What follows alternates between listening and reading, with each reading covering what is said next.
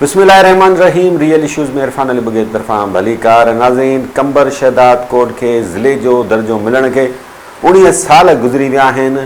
People's party जो ही गढ़ सम्झो वञे थो इन ज़िले खे, पर वॾी बदकिस्मती सां चवणो पवे थो त समूरे ज़िले जा रहवासी अञा ताईं बुनियादी सहूलियतुनि खां महरूम आहिनि।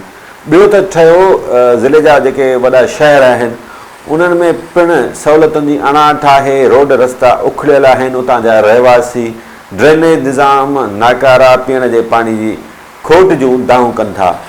ॿिए पासे असां जेकॾहिं जाइज़ो वठूं त यूनियन काउंसिल सतह खां वठी MPA MNA ताईं बि पीपुल्स पार्टी जा उम्मीदवार वॾी अक्सरियत सां कामयाबु थियनि था, पर उनजो नतीजो वोटरनि खे पीअण जे पाणी जी खोट, ड्रेनेज निज़ाम तबाह, बेरोज़गारी ऐं रोड रस्ता उखड़ियल हुजण जी सूरत में मिले थो।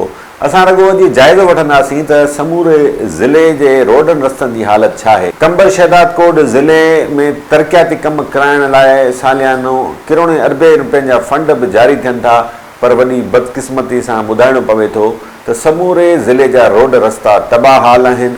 शहरनि जा रस्ता हुजनि या लिंक रोड्स या नंढा वॾा हाईवेज़ तव्हांखे उखड़ियल मिलंदा, जंहिंजे करे हिकु पासे वॾे तादाद में हादसा थींदा रहनि था त ॿिए पासे मुसाफ़िरनि खे अज़ियतूं भोगणियूं पवनि थियूं।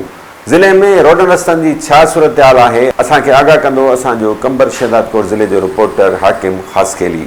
पाकिस्तान पीपुल्स पार्टी जो ही ज़िलो जेको आहे उहो गढ़ सम्झो वेंदो आहे ऐं हिन ज़िले में जेको आहे त यूनियन काउंसिल खां वठी टाउन कमेटी खां वठी म्यूनिसिपल खां वठी ज़िले चेयरमैनी ऐं MPA MNA जा जेके बि उम्मीदवार थींदा आहिनि उहे अक्सरियत सां पाकिस्तान पीपुल्स पार्टी जेकी आहे उहा अक्सरियत सां हितां खटंदी आहे। हितां जा आम माण्हू जेके उन्हनि जा तासरात जेके वञनि था त हीअ ज़िले खे 19 साल गुज़री विया आहिनि, पोइ बि हिन ज़िले सां एतिरो माटेली माह वारो सलूक कयो वियो आहे जो उहो हिन ज़िले में जेको आहे त को बि तरक़ियाती कमु या को बि जेको आहे बुनियादी मसइलो जेको आहे उहो हल न कयो वियो आहे। कारण जेको ॿुधायो वञे थो त 2004 खां पोइ जॾहिं ज़िलो ई ठहियो त ज़िले खां बाद में जेको आहे त पाकिस्तान पीपुल्स पार्टीअ में हिकु धड़ाबंदी जो शिकार बणिजी वई, जंहिंमें चांडिया भाइर ऐं मंगसी भाइर जेके आहिनि त उन्हनि में हिकु सियासी इख़्तिलाफ़ात थी विया, जंहिंजे करे हीउ ज़िलो उन सियासी इख़्तिलाफ़ातनि जे वर चढ़ी वियो। ऐं हिते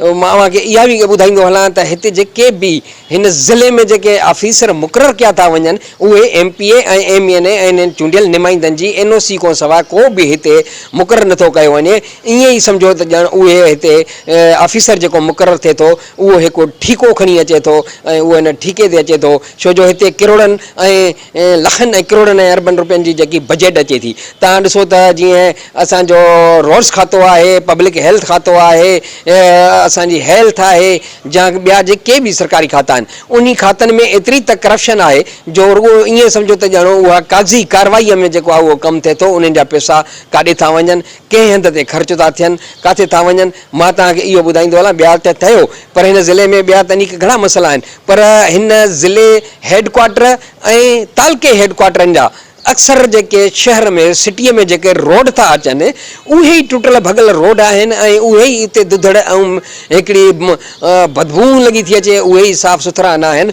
जॾहिं लाड़काने खां जॾहिं कंबर शहर में एंट्री थो थिजे त उते पहिरियों ऑफिस जेकी अचे थी उहा डिप्टी कमिश्नर जी ऑफिस थी अचे, उनजो हाउस थो अचे, उन खां बाद में नवाब सरदार ख़ान चांडे ऐं नवाब बुरहान ख़ान चांडे जो हाउस उन्हनि जो बंगलो थो अचे। उते ई तव्हां रोड ॾिसंदव त एतिरा त ख़राबु ऐं नकारा बणियल आहिनि जो उते ई खॾा पियल आहिनि उन रोडनि ते। शहर जा मुख़्तलिफ़ रोड भुट्टो चौक खां जेको आहे पठान मस्जिद ताईं रोड तबाह लॻा पिया आहिनि।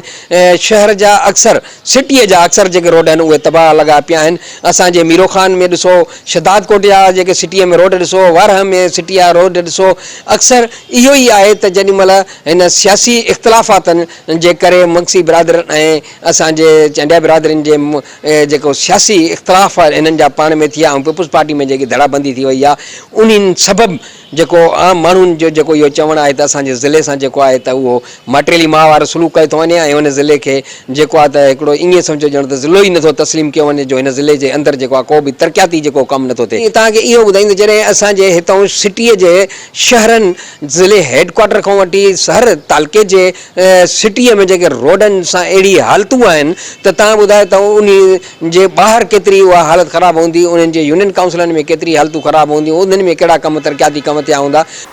नाज़रीन, हाकिम अली ख़ासखेली कंबर शहदाद कोट ज़िले में रोडनि रस्तनि जी जेका अबतर सूरत हाल आहे उन खां आगाह करे रहियो हो। हू ॿुधाए रहियो हो त समूरे ज़िले जा रोड रस्ता तबाह हाल बणियल आहिनि। किरोड़े अरबे रुपयनि जा फंड्स बचनि था, पर उहे रोडनि रस्तनि ते ख़र्च थियण बदिरां मुबैना तौरु कंहिं ॿिए हंधि ख़र्च थियनि था, जंहिंजे नतीजे में समूरे ज़िले जा रोड रस्ता तबाह हाल आहिनि ऐं शहरी मुसाफ़िर परेशान बणियल आहिनि। उतां जा मक़ामी रहवासी इन हवाले सां छा था चवनि, अचो त ॿुधूं। हे ॾिसो था त रोड रस्ता जेके कंबर जा आहिनि, कंबर जे अंदरि शहर में वञी तव्हां ॾिसो त उहे गंदगीअ सां भरिया पिया आहिनि। हे ॿाहिरियां जेके मेन रोड था अचनि त उहे ई ॾिसो तव्हां उन्हनि जी हे कल्हो को ॾींहुं ठहिया आहिनि त अॼु उहे तबाह लॻा पिया आहिनि। टुटी फुटी जेको आहे सो खंडरात बणिजी विया आहिनि, जो अचण वञण में माण्हुनि खे खॾा आहिनि, जेको आहे सो स्वारणी जो वॾो हशर थो थिए हिते। हितड़े को वारस वली कोन्हे को कंबर जो, जेको बि ऑफिसर अचे थो उहो सवाइ कंहिं MNA MPA जे एनओसी खां सवाइ हिते को बि ऑफिसर कोन थो अचे। हे जेको लाड़काणे खां कंबर में थो अचे, साम्हूं हुन जे पासां DC ऑफिस आहे, MPA सरदार खान चांडे जो बंगलो आहे।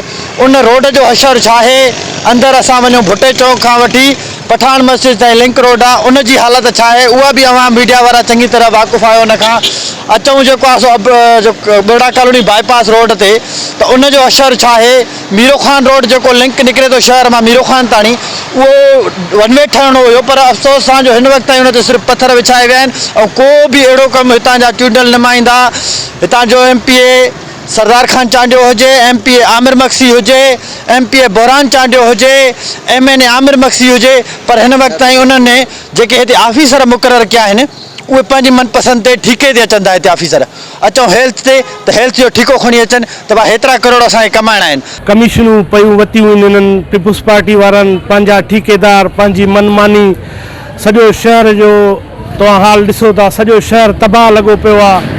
गिटियूं ॾिसो, रस्ता ॾिसो, रोड ॾिसो, अस्पतालूं ॾिसो, मतिलबु त हर शइ में हिननि करप्शन कई आहे, परसेंटेज पंहिंजी रखी आहे। हिननि शहदाद कोट शहर जो ॿेड़ो ॿोड़े छॾियो आहे। ईमानदारी सां चवां थो, मूंखे शहर में इलाही अहिड़ा माण्हू मिलिया आहिनि जेके चवनि था इन शहर जे इन रोडुनि, नालनि ऐं इन गंदगियुनि जे करे असां शहर छॾे लॾे था वञूं। इहा असांजे लाइ ॿुॾण जो मक़ाम आहे। अफ़सोस सां चवणो थो पए त इन ते जॾहिं केरु ॻाल्हाए थो, सोशल मीडिया जी हिकिड़ी जेको आहे गंदो माहौल पैदा कयो वियो आहे हिते, त पोइ केरु जेकॾहिं इन शइ ते रोड ते ॻाल्हाए थो, रस्ते ते ॻाल्हाए थो, उमेदवारनि ते ॻाल्हाए थो, त पोइ उन्हनि जा जेके उहे छुड़वाग जेके क़िस्म जा माण्हू आहिनि उहे एतिरो त मसइला था पैदा करे छॾनि, जंहिंजे नतीजे में माण्हुनि जो दिली अरवाई खड़ी थो वञे। सो उन जे करे रोड रस्ता सभु जा सभु टुकड़नि में ठहियल आहिनि। कंहिंखे ज़ाती तौर ते कंहिं फ़ोन कई, कंहिंजी मोतबरी कई, कंहिं मानी खाराई त उन जो घर जो आॾो ठाराईंदई। हिन वक़्तु कहिड़ा तामीर थिया आहिनि, तव्हां शहदाद कोट जा जेके बि रोड एंट्रेंस जेके बि शहर में अचे थी, उन रोडनि जी छा सूरत हाल आहे। जेको बि अचे थो दाख़िल थिए थो त उहो तबाह कई थो वञे त बाबा हिन ज़ुल्म हेॾो छो कयो आहे। जेको अचे थो त हिननि ते जेको सुवाल थो करे त जो 15 साल जेके गवर्नमेंट थिया आहिनि, असांजे MNA खे MPA खे हिते जो 35 साल 40 साल थिया आहिनि, उन कयो छा आहे। हिकिड़ो रोड रुगो शहर जो ॿुधाइनि त जेको माण्हू चयो त्यारे सेफ आहे, बहितर आहे, सही आहे, हिकिड़ी घुमिजे इन ते सुठे नमूने हलिजे। हिकिड़ी का अस्पताल ॾेखारनि का चङी इन ठाही आहे, हिकिड़ी का लाइब्रेरी ॿुधाइनि ठाही आहे। सभ खां पहिरियों त शहर में जेके बि हलंदड़ तरक़ियाती कम आहिनि उहो मनपसंदि माण्हुनि जे चवण ते जेको आहे सो कया था वञनि। MPA जा सेक्रेटरी हुजनि या MNA जा सेक्रेटरी हुजनि, जेके उहे घिटियूं चाहिनि था उहे थियनि था पिया। हीअ गर्ल्स कॉलेज रोड तव्हांजे साम्हूं आहे, अलाह वारे टावर खां वठी करे कमरानी बाईपास ते रोड तव्हांजे साम्हूं आहे, ऐं रेलवे स्टेशन वारो रोड हिन महिल ताईं कंप्लीट कोन्हे को। काफ़ी रोड शहर जा रहियल आहिनि जेके कंप्लीट न आहिनि। वॾो अलमी इहो आहे त जेके पुराणियूं पेवर ब्लॉक जूं सिरूं लॻियल आहिनि उहे कढी करे ॿीहर जेको आहे लॻायूं थियनि, उते नयूं सिरूं नथा आणनि। हे मेन स्टाफ आहे जिते को बि तरक़ियाती कमु न थियो आहे। तक़रीबन 15 सालनि खां वठी इहे ई आसरा आहिनि। असां तालका चेयरमैन रियाज़ीन अबड़े सां बि मिलिया आहियूं, ॿ टे जगह TO साहिब सां मिलियासीं अॻिले साल में। उन असांखे तक़रीबन 15 ट्रालियूं बंजू जूं लाराए ॾिनियूं असांखे, पर उन में को बि फ़ाइदो न हो। उहो जेकी वारियासी न हुई। हिन साल जेको मींहुं वसियो असांजे इलाइक़े में, उन जे मींहं जे खां बाद में 2 महीना हिते गप गोॾे जहिड़ी हुई। वधीक तव्हां पाण सर्वे करे ॾिसो था। असां पाकिस्तान पीपल्स पार्टी जा कारकुन बि आहियूं, सरगर्म कारकुन बि आहियूं, वोटर बि आहियूं। उनजे बावजूद बि असां तालको हेडक्वार्टर जे हिसाब सां बिल्कुलु असां नज़रअंदाज़ आहियूं। हिते को बि तरक़ियाती कमु नथो थिए पियो। 15 सालनि खां वठी पीपल्स पार्टी आई आहे। पर इहे रोड रस्ता कोन ठहिया आहिनि। हाणे बि इहो रोड जेको आहे खंडू मोड़ खां तुंजन तो ई इहो जेॾी महिल मींहुं वसंदो आहे हिते ईअं सम्झो ॼण नाला भरिजी वेंदा आहिनि। पोइ इहे माण्हू रोडनि ते हेॾे न ईंदा आहिनि, पोइ शहर मंझो क्रॉस करे हेॾे ईंदा आहिनि। इहा आहे हालत रोडनि जी। खान जे चौधारी जेकॾहिं असां पंहिंजी अखि जी नज़र खे फेराईंदासीं त हीअ त मीरो खान खां वाया सिजावल, जेकॾहिं असां हेॾे लेफ्ट राइट टर्न कंदासीं त हितां जेकॾहिं हीअ रोड वञे थो चंदन जो ॻोठु सिधो शदात कोट, जेकॾहिं असां बैक साइड ॾे कंबर ॾे वेंदासीं त कंबर ताईं, ऐं जेकॾहिं असां मेणा पुल खां आरी जा मही मकोल इन रोड सां वेंदासीं त इन्हनि में वॾा खॾा पियल आहिनि। थोरो तव्हां अॻिते वेंदो शाहपुर खोखर खां परियां जेकॾहिं दड़नि जो शहर आहे त उहा पुल, ऐं इन खां अॻिते थोरो जेकॾहिं जेको 18 जी पुलिस चौकी आहे त इहे पुलियूं त ईअं सम्झो त टर्न बि अथियूं ऐं जल्दी टर्न बि अथियूं। गुज़िरियल यानी कि 3 महीननि जे अंदरि तव्हां ॾिसो हूअ पुल ठही आहे त ठीकु 2-3 महीननि खां पोइ वरी हुन में खॾा पइजी विया आहिनि। ॾिसजे त उतां जा मक़ामी चूंडियल नुमाइंदा उतां जूं इख़्तियारियूं कॾहिं थियूं तहरुक में अचनि। वक़्तु आहे ब्रेक जो। ब्रेक खां पोइ कुझु ॿिनि मामलनि जो जाइज़ो वठंदासीं। ॾिसंदा रहो रियल इश्यूज़।